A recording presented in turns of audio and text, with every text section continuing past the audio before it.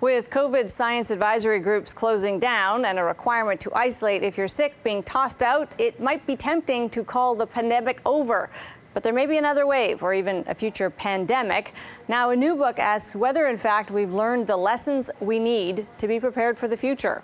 David Longworth is a former deputy governor of the Bank of Canada and co-author of the book, Preparing for Pandemics. Thanks for being with us. Thank you for inviting me. Obvious first question, David, is have we actually taken note of what we did right and what we did wrong and what we could do differently next time or even in the next wave? I think we have to some extent in the public health area. What I'm concerned about, though, is it's not yet clear whether we've learned some things about the broader health system and about government policy in terms of income support and loans and so on, so that we'll be ready for the next time. And that's a really important point here, because Canada, of course, was quick, it was generous, and it actually kept supports in place for a long time relative to other countries that we might compare ourselves to. So are we doing the forensic analysis on that to know whether we should do it any differently next time? Is anybody looking closely at whether it worked and what would have happened if we'd done something else? I think there have been some critiques here and there, but I think it needs a much broader study now that we can step back from where we were during the height of the beginning of the pandemic and see whether there were better ways to do it. Obviously, we weren't prepared. We didn't have the computer systems and so on. Do we have the right things to do, the right tools now to do it if there were another situation of the same type?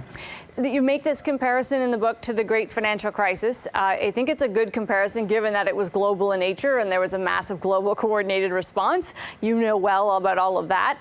And you also note that we now stress test. We force those same financial institutions to live up to worst case scenarios all the time. If we were going to make that comparison to this pandemic, this health incident, is it fair to say that long-term care might be one place where we saw a collapse, where the worst case scenario clearly happened, and that we might stress test in the future, and that I would go even so far as to ask you, David, we might say we didn't really learn enough. We seem to be kind of wandering right back into a similar situation in those areas. Yes, I think long-term health, long-term care facilities is one area where that's happening. The other area where I have a lot of concern in the health system is whether we have a big enough hospital sector to deal with lots of new cases of whatever disease that comes in. We were running full out before the pandemic, so it's no wonder that we had problems with the number of hospital beds when the pandemic struck.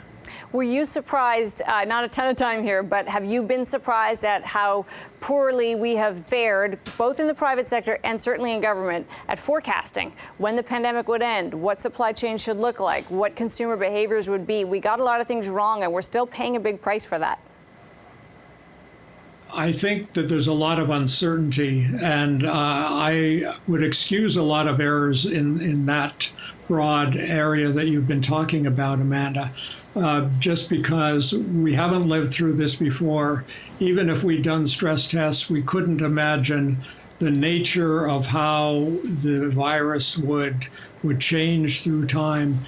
So I think that when a pandemic strikes, you're always going to have lots of problems, and we can't do anything to get rid of all of those.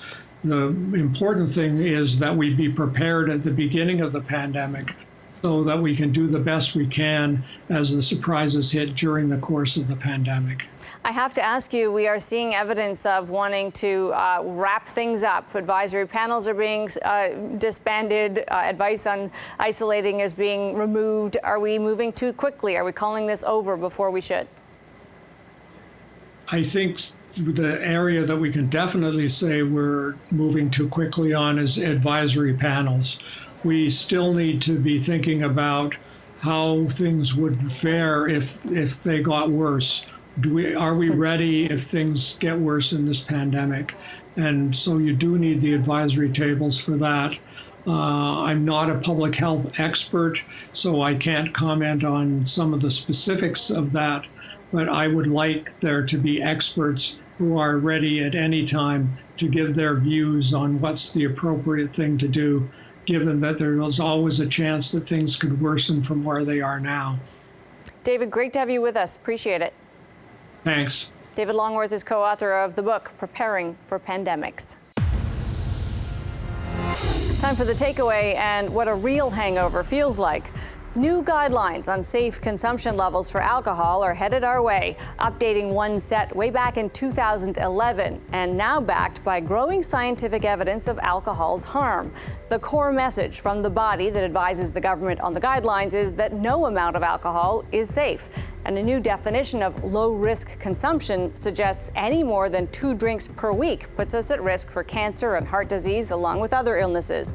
That's a steep decrease from the current 10 drinks a week for women and 15 drinks a week for men. What's most interesting is that the science isn't particularly new. A massive UK study also found that 0 alcohol is the safe amount, and such medical evidence stretches back years now. So why does it fall on deaf ears? Well, for one thing, it's not welcome news. Alcohol plays a pretty serious role in our lives, and even moderate drinkers may have a dependency they're not aware of. Bottom line, most people like to drink and will ignore facts that suggest they should stop. But there's a more insidious problem. Our governments profit hugely from the consumption of booze, and the more we drink, the better they do. Given how long the medical community has known about the risk of alcohol, you can't help but wonder if anyone inside government ever asked if profiting from it was unethical. Not unlike big tobacco in the 1960s, which knew it had a health problem but carried on marketing its wares. The liability for government could be similar one day, especially now that the science is crystal clear. No amount of alcohol is healthy and only 0 is totally safe. My takeaway? Live and let live is an important rule, but when one group profits at another's expense and maybe even has a vested interest in a dependency, it might be time to put a cork in government profit on alcohol. That's Taking Stock for this week. I'm Amanda Lang. Thanks for being with us.